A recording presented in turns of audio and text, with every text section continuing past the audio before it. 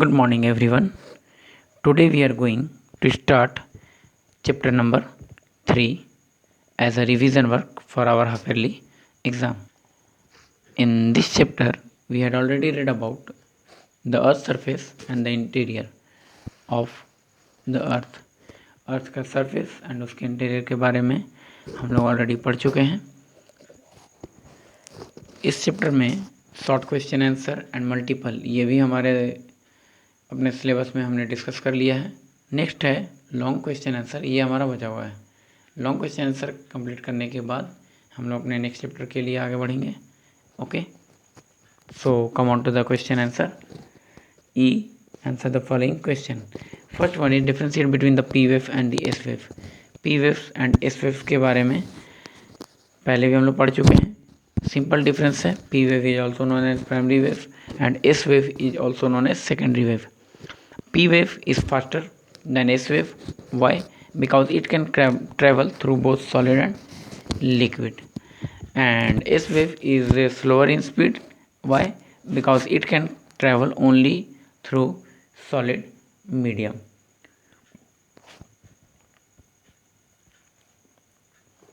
Next is number 2. Write two characteristics of each of the following. Crust, mantle and core का दो characteristics बताने के लिए कह रहा है. ईजी है. Crust is the outer most layer of the earth, mental is middle most layer of the earth and core is inner most layer of the earth. Crust is of thickness 0 to 100 kilometre. The thickness of mental is 100 to 2900 kilometre and the thickness of core is 2900 to 6300 kilometre. Next is crust is made up of Cl, silica plus aluminium. Si is for Cl, Al is for aluminium.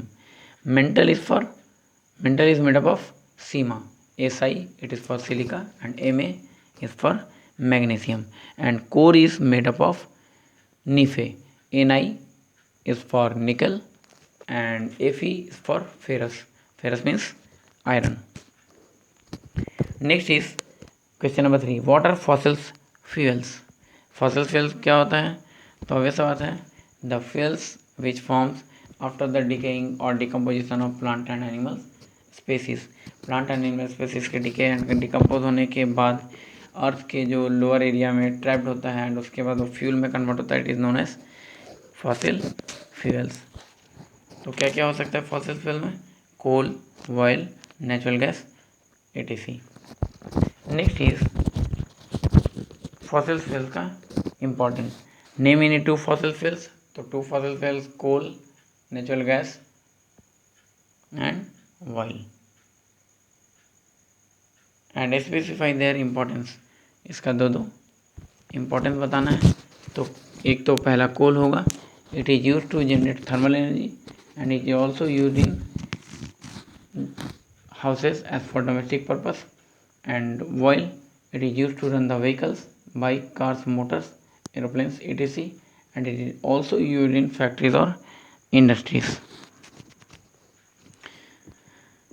तो पहला question, what are fossil fuels, 1 marks.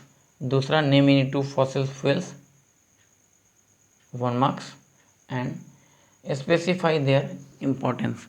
तो दो importance अगर बताएंगे तो 1.5 plus 1.5 is equal to 3 + 2 या तो 5 marks, या फिर हो सकता है स्पेसिफाई देयर इम्पोर्टेंस, ये सिर्फ 1 मार्क्स में आ जाए.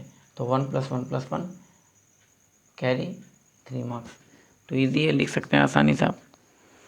Y is the knowledge of the earth interior based on the indirect observation. क्यों अर्थ का जो नॉलेज है वो हमारे इनडायरेक्ट ऑब्जर्वेशन पे बेस्ड है? क्योंकि डायरेक्ट ऑब्जर्व हम इसको नहीं कर सकते हैं. ऑब्वियस, पहले ही पढ़ चुके हैं, 32 किलोमीटर से ज़्यादा हम डेप्थ में नहीं जा सकते हैं. तो अर्थ को पूरी तरह से ऑब्जर्व करना, रीड करना पॉसिबल नहीं है. इसलिए हम इसको इनडायरेक्ट ऑब्जर्वेशन के बेस पे मानते हैं. या फिर कह सकते हैं कि ये एज्यूम किया गया है कि 100 किलोमीटर तक क्रस्ट है, 2900 किलोमीटर तक मेंटल है एंड 6300 किलोमीटर तक कोर है.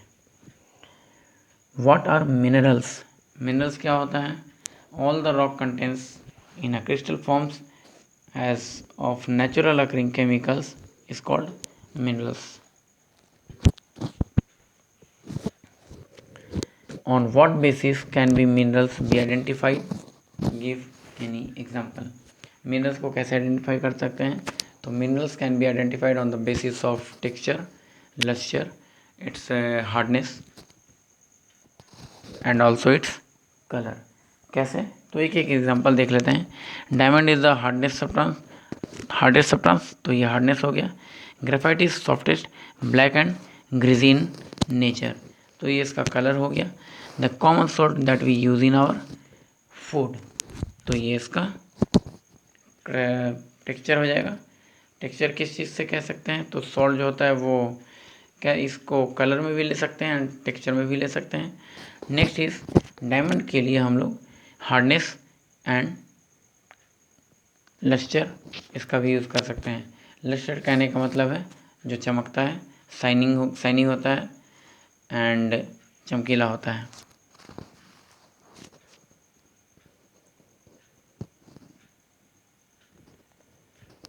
बस इस चैप्टर में इतना ही। And now finally we completed our geography portion.